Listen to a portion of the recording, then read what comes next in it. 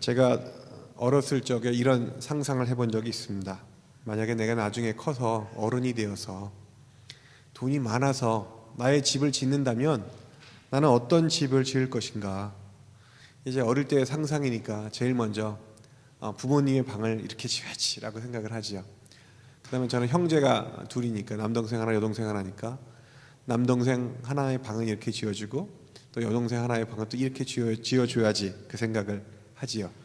그리고 나서 제 방은 4개. 첫 번째 방은 잠자는 방, 두 번째 방은 컴퓨터 게임하면서 노는 방, 세 번째 방은 책을 읽는 방, 네 번째 방은 쉬는 방, 이렇게 4개를 만들어야지. 그런 상상을 했던 기억이 납니다. 그러면서 내 방의 지붕은 이렇게 유리로 돔을 이렇게 확 지어서 멋있게 이렇게 해야지, 그런 꿈을 꾸면서 저 혼자서 좋아했던 그런 기억이 납니다. 그냥 좋아했던 것이 아니라 종이에다가 이렇게 막 그 설계도처럼 이렇게 막 그려가면서 이쪽 가만히 있으면 남쪽이 어디야 이래 가면서 이제 그림을 그렸던 그런 기억이 납니다. 그 시간이 참 즐거웠었습니다. 왜냐하면 나에게 맞는 내 집, 내 방을 상상했었기 때문에 그렇습니다. 지금 생각해 보니까 이런 종류의 꿈은 지금 어른들도 상당히 즐거워하고 행복해할 그런 꿈인 것 같습니다.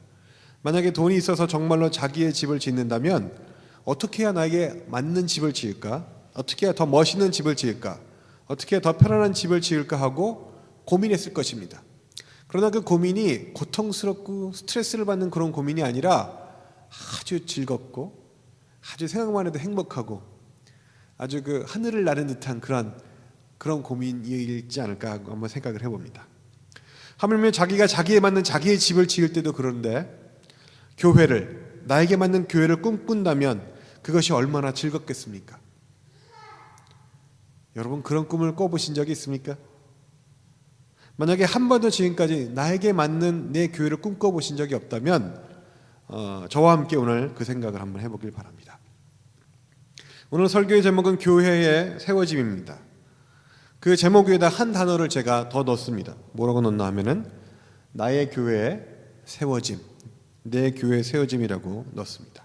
내 교회, 그것은 교회의 소유권이, 그 재산권이 나한테 있다는 뜻은 아닙니다.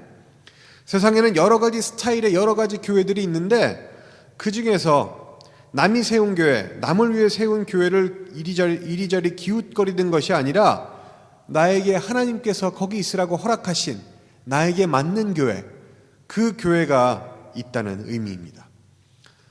그것을 위해서 오늘 성경이 말하고 있는 교회의 의미를 생각해 보려고 합니다. 오늘의 본문으로 들어갑니다. 오늘의 본문은 에베소서 4장 중에서 7절에서 12절까지의 말씀으로 골랐습니다. 사도 바울은 에베소서를 진행하는 중에 4장에서 그 우주적인 교회에 대해서 설명을 하고 계십니다. Universal Church, Invisible Church라고도 하는데요.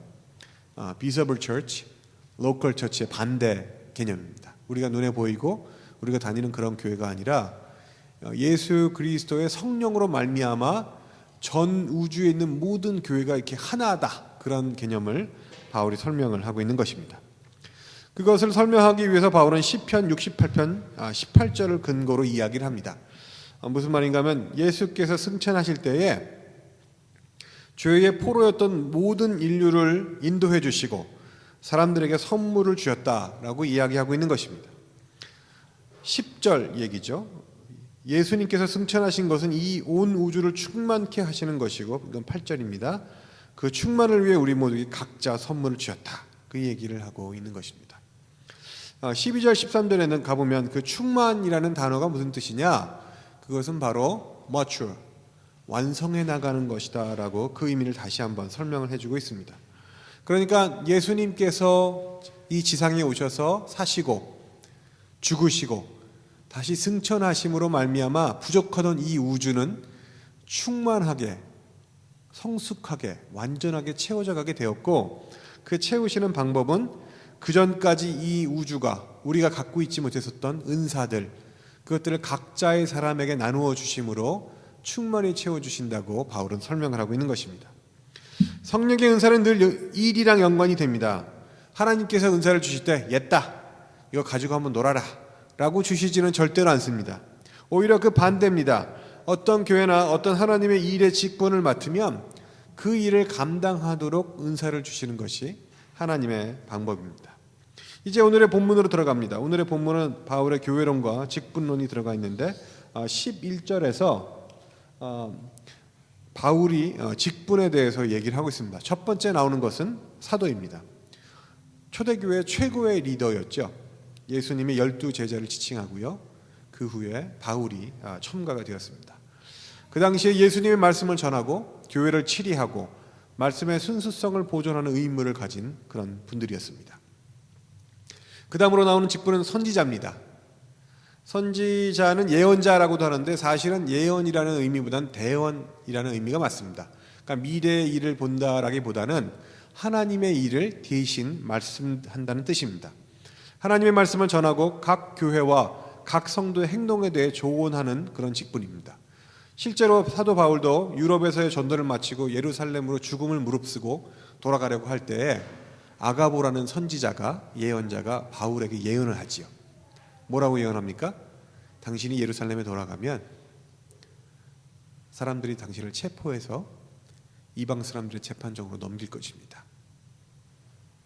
그 얘기를 들은 주변 사람들은 난리가 나죠. 그래서 막 가지 말라고 이야기하지만 사도 바울은 이미 죽음을 각오했노라 라고 예루살렘으로 돌아가는 장면이 나옵니다. 그 예언이 맞았습니까? 틀렸습니까? 그대로 맞았습니다. 사도 바울은 예루살렘에 가자마자 체포가 되었고 예루살렘 자체에서 재판을 받는 것이 아니라 이방인인 로마인의 손으로 넘겨져서 로마까지 압송이 되게 됩니다. 어쨌든 두 번째의 직분이었고요. 세 번째 직분은 복음을 전하는 자다 이렇게 써 있습니다. 에반젤리스트를 얘기하지요. 말 그대로 전도의 은사가 있어서 안 믿는 사람에게 복음을 전하고 예수님을 믿게 하는 그런 사람입니다. 예수님을 믿으면 그 자리에서 즉시 세례도 주는 그런 고난까지도 가졌던 것 같아요.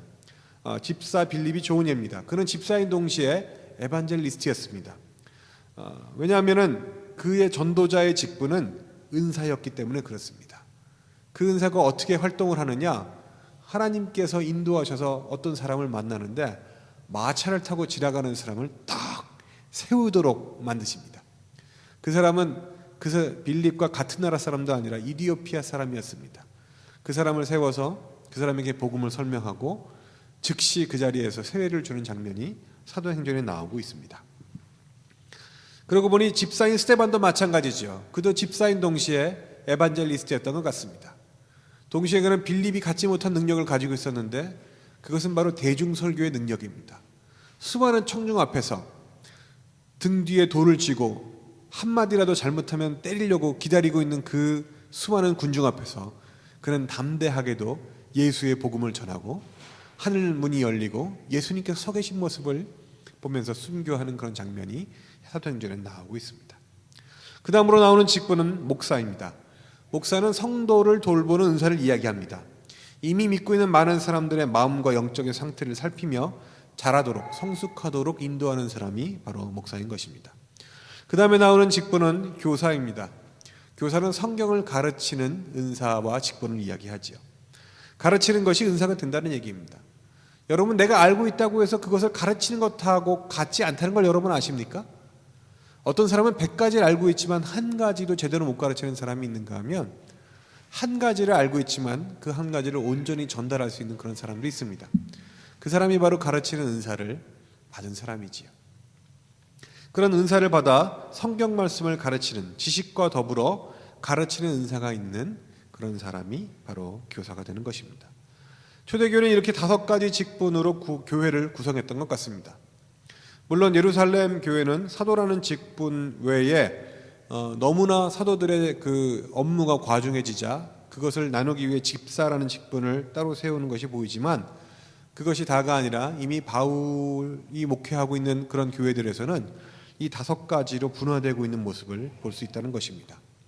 물론 교회 따라 이 5가지 직분이 온전히 존재하는 것이 아니라 어디에는 어떤 직분은 있고 어떤 직분은 없는 그런 모습을 보게 됩니다. 왜냐하면 초대교회 때 이 직분은 그냥 그저 잡이 아니라 은사하고 연결이 되기 때문에 그렇습니다. 하나님이 그 교회에